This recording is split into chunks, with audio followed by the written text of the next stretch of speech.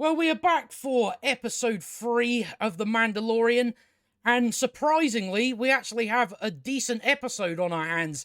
The only funny thing is, though, it has basically no Mandalorian in it whatsoever, and I was more invested in this than I have been in a while.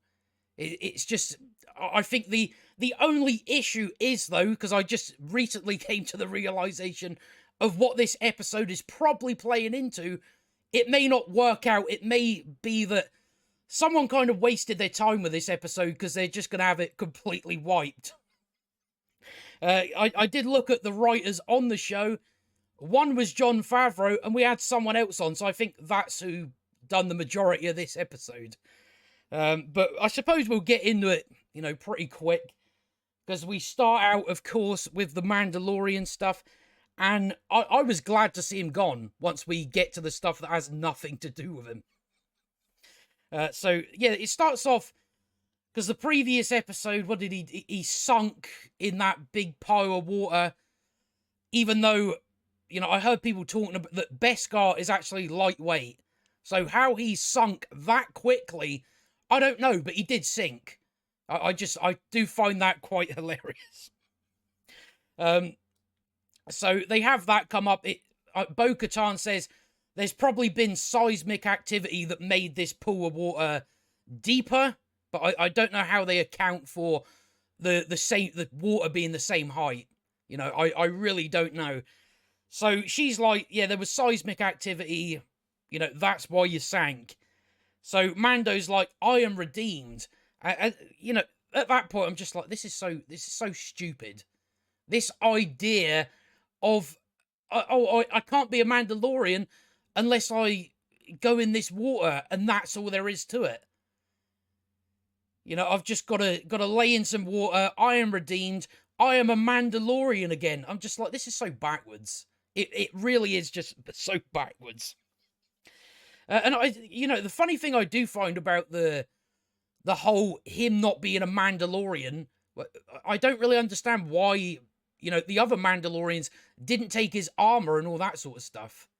Because it's like, when he's still walking about with this armor on, people are still calling him a Mandalorian. So the idea of, he's no longer a well, he is. If you haven't took his armor on, he still looks like a Mandalorian. Most people are going to assume he's a Mandalorian. Unless they had something where, I don't know, they put, something they put cattle on. So people know, he's a Mandalorian no more. But yeah, he's had his armor the entire time.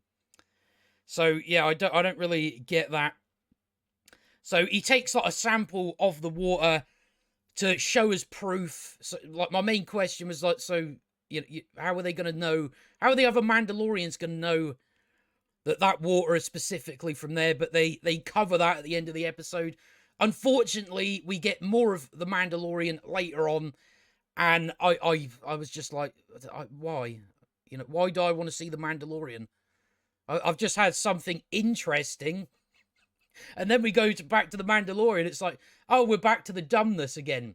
We're back to the backwardness of this show. So they're now going to head back to Bo-Katan, where Bo-Katan was. And of course, that, what do we get here? She's like, I'd offer you a feast, but that helmet isn't coming off again. So, because I'm still mystified on what these rules are. Can you take it off to eat? Can you not? I don't know. Whenever it's brought up from, the Mandalorian fucking armorer, it's always talked about as if you can never take your helmet off. And I'm like, well, he can have a feast. He'll just have to do it in a room on his own. And also, because he then goes, this is the way. They say that in this episode, even though the Mandalorian's in it for about 10 minutes, this is the way gets said about 20 times.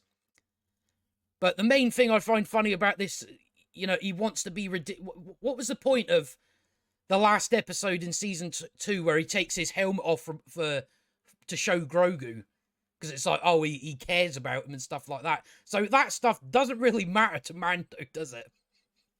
I mean, you're just erasing any sort of meaning of that part by having him now like, oh no, I shouldn't have took my helmet off. It's what? All right, so then of course we get our mandatory action scene. We gotta have that. I don't know. TIE fighters show up.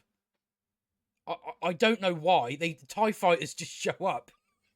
So they're now getting chased across the like back to Bo-Katan's planet, and we've just got all this stuff going on. Mando jumps out to get to his ship, and then yeah, we've just got it's probably about an 8-minute action scene, and it's just like I couldn't care less, to be honest. Part of me's like, oh, is the only reason we're doing this is because they blow up a house. They bomb Bo-Katan's house, and then about 50 TIE fighters show up. I'm like, what is going on? Why exactly now are they coming after you? Who is it that's coming after you? I don't know, but they bomb our house, and I can only assume the reason why they've decided to do that, like, I mean, the writers have decided to do that, is so then she has to go to the secret hideout where the other Mandalorians are to, I guess, get ingratiated into that clan, considering that, you know, the ending of the episode. So I don't know if that's the only reason why. But yeah, it's just this big action scene that comes out of nowhere, like all the action scenes in this show do. Where it's just like, oh, it's all calm. Oh, we got 50 TIE fighters out of the... Where they come from? But that's all the moaning I've got to do for now, because now we actually go to the interesting part of the story. Although, as I said, in the grand scheme of things, don't think it makes a difference in the slightest. It's all leading to something that I'll bring up kind of once we've gone over this part of the episode. But it is quite a long... It's about like 55 minutes, this episode. So I was kind of like, oh no, it's not going to be just basically an hour of me sitting here taking notes constantly. Luckily, I think I've been rewarded for the fact I just watched Gotham Knights. So I think somehow the universe has rewarded me with not, you know, just a little bit of time without utter shite. That's what it seems like. So, of course, we are going back to the Doctor. I think some of the main criticisms I have about this part of the episode is the CGI is just so overdone. We're on Coruscant. I should have mentioned that. The CGI is just fucking off its tits. Everything is CGI. The carpet is CGI. Just a concrete room is CGI. Just that's it. Really gets on my tits. It's like, just build a set. So it's this Doctor guy that was doing stuff with Grogu, you know, in season 1. He turned up in season 2 as well, and he's sort of given a speech in front of the New Republic, I guess, about his life story, for like what his goals were. That he was trying to... It's stuff to do with cloning. So you may take a hint out of that, what I'm eventually going to get to. Somehow, you know, I'm not going to say it. You can probably get it, but, you know, we'll get there. So he's like talking about, I wanted to do this cloning thing that, because my mother died of something that involved this. I guess it's like cloning strands of DNA or something like that.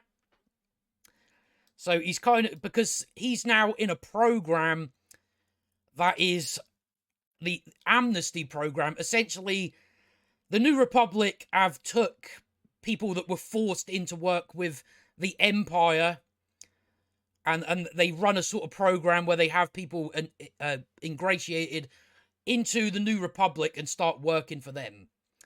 Although the main problem I have with that is the New Republic are willing to have these people on board that previously worked with the Empire, yet when it comes to like Empire sort of Imperial equipment, they destroy it just based on its Imperial equipment. So I'm like, well, why exactly are you keeping these people around if you're so desperate to get rid of just, you know, parts that are obviously useful? So that's one of the major sort of problems I think within this episode. That doesn't quite add up. So this guy is now in the amnesty program. He's come on their side to do good work for them, and it sort of plays out.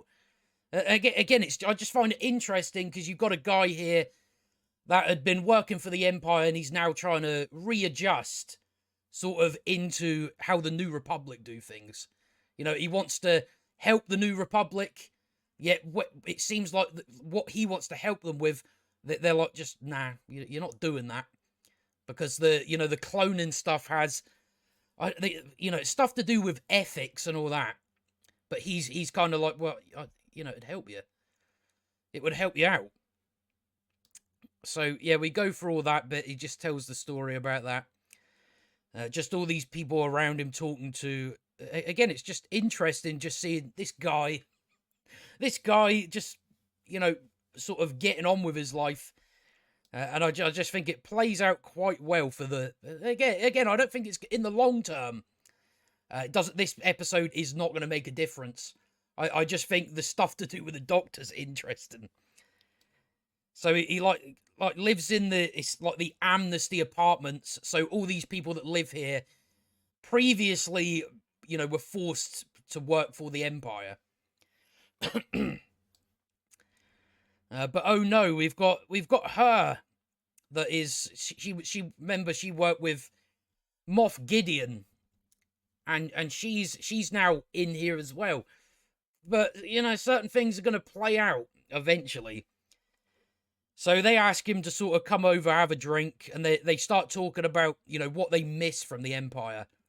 Like, in the sense of food, that kind of thing. So the Doctor's like, I miss those little packets of biscuits. So it's like kind of that stuff. But where do... So, yeah, then he gets a knock on the door, and I guess that the woman that worked for Moff Gideon, like, gave him some of these biscuits, from wherever she got them. I do not know. So, he's going to work. He's not quite being used for what he could be. He's not being... He's not... they're not making their use out of him.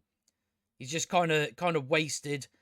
She's kind of showing him about the new place. Again, I just get tired of the fucking CGI in this. You got, like, CGI lollipops. Everything is CGI. It's just like, can't we have something real again? That's what I miss about Andor, actually. At least it was filmed in real locations. Whereas now, everything looks overdone with CGI. So she's just showing him about, showing the place. He's like, I want to help the New Republic in, like, the best ways I can. And he also has these sort of regular, I guess, therapy sessions where these robots ask him, like, do you feel any resentment or anger towards people in the New Republic or the New Republic government? So, I guess it's just trying to figure out, are you going to be a problem for us? So, he's kind of all right to start off with, and just gradually over the episode, he gets pretty tired of it. He wants to continue. He wants to continue the cloning work that he was doing before for the Empire, because he thinks it would benefit the New Republic. Like, he even asks that robot about it. Would I be able to pursue my old work? And the robot's like, no, based on what it is, you're not gonna be able to do that. It goes against the ethics and regulations of the New Republic. And he's coming from, well, this would be useful. I want to do something useful for the New Republic. And they're just like, they don't want any of it. So she proposes to him, well, what if I get you what if we just ignore all that and we go and get you like a sort of, what does she call it? Like a lab or something like that. Or at least lab equipment. But he's like, well, it'd be too dangerous because they're with the amnesty program, they're not supposed to sort of go outside of this place, just based on they probably don't trust them as much. But you do start to see she's kind of got ulterior motives that, again, I think is not going to play out well. So he's sort of he's back at work going over these things. It's sort of like parts from Imperial ships, and this guy's like, well, we have to destroy them. They're sent off to be destroyed, and the doctor's like, well, they're still useful. They still work. But that's part of the but I'm just like, well, what if they're so willing to get rid of Imperial stuff just based on them being Imperial? Why would they keep you around? So that's kind of the main question I do have about this episode. It seems like, well, they get rid of you as well then, if they're so hell-bent to the point of not even wanting to use Imperial equipment that it work and are useful. They just destroy it all. So he's just kind of like, why? Why it still works. It's still worth having. And then he goes for like another therapy session. He's kind of at the point where he's just, he wants to get on with it. He wants to just go back to his old work because he thinks it's going to be useful. So he turns up to her, it's like, right, let's do it. Let's just do it. If we're breaking rules, we're breaking rules. But he wants to show his usefulness to the New Republic, and just doesn't really see any other option to do it. Although I would say, why, you should at least go and talk to a person rather than a robot. So that would probably be, worth trying. So they're going to sneak out and go and get on this train that will take them to where like an old Imperial ship is. So then they sort of get followed through by a droid wanting tickets, and then they jump off the train. I thought they were going to do it at full speed. I was like, do not do that. Do not jump off it at full speed. But they did it just near the stop that they were going to, and then you come to the Imperial ship, and they're going in there to get the equipment he needs. We're not far off getting to the point that I'm just like, this is where it's going, isn't it? So he gets all his stuff. There is quite a nice scene, I thought, although it doesn't really matter anymore, where they're just like, in the Empire, we didn't even, I'd seen you plenty of times and never knew your name, so they sort of exchanged names properly. I just find it interesting, just, this guy sort of readjusted himself into this sort of where he is now, into this New Republic. So then he comes out, and then a helicopter comes out, and it looks as though she's double-crossed him. She's, I guess still wants to continue Moff Gideon's plan, go along with the whole Empire. And I can only assume these guys like point their guns at them and then put their guns down when she sort of comes out. So I assume that these sort of people are still with the Empire as well. They're just kind of working from within the place. So she stole this gear that I assume is for cloning and stuff like this. And they're now putting him through this thing. I think the Empire's one was a mind flayer. This is like something different. As they say. This is like when these people come into the amnesty program, they get put into this machine that gets rid of their sort of, I guess, gets rid of whatever brainwashing there may be from the Empire. So he's like, oh shit, I wasn't, I was trying to help the Empire. And he says to her, he says to her through the window, you set me up. And she gets sort of thanked for all that. She says, oh, can I stay behind? Because he's still my friend. And then then she turns up the voltage as those guys leave. So, and then she eats one of those Empire biscuits. The little packs of biscuits, kind of with a sinister look on her face. So where do I think this is going? Well, I think this is going to somehow Palpatine returned. That's what I think. Because she's getting I guess she used him to get the cloning gear or some shit like that. And like what this machine does is that will erase his memory. Or, like, I guess, properly fuck him up. And I just think, you know, because it's something to do with cloning, I'm like, is that what they're going to do? Is that what they're going to, you know, go for in order for it to make sense? Well, not really. Make sense for Palpatine to return. That's what way I think they're going with this. Because there has been comments from Favreau about it sort of leading into the sequel trilogy or something like that.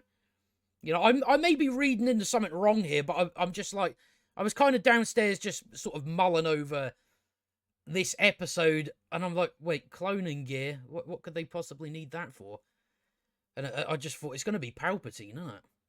That's probably what it's going to be. That, you know, that's a guess.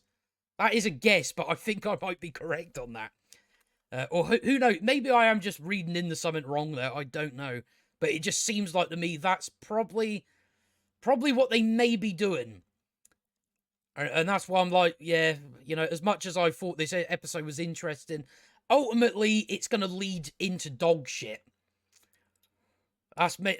I was more interested in this scientist guy sort of, you know, readjusted himself and all that.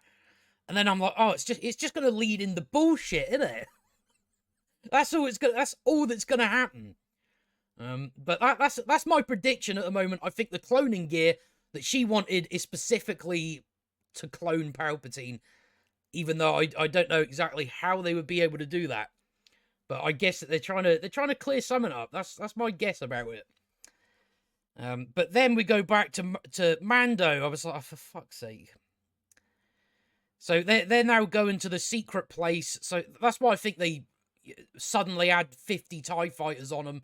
They blew up her house is specifically so she comes here. So that guy comes out. It's like, you two are apostates. You don't follow our creed, Bo-Katan, our cult. So they go in and said, oh, I've got proof that I went to the waters of Mandalore. We've been lied to keep us in exile. Who lied? I don't know. So they go in there and the armorer tests the water. I guess it just has a certain glimmer to it. That's how she knows it's the mines of Mandalore. The living waters. So then she's like, Bo-Katan, when you went in the water to save Din Djarin, did you take your helmet off, you know, after it? She's like, no. So the armorer says, well, you're with us now. You're welcome into the creed.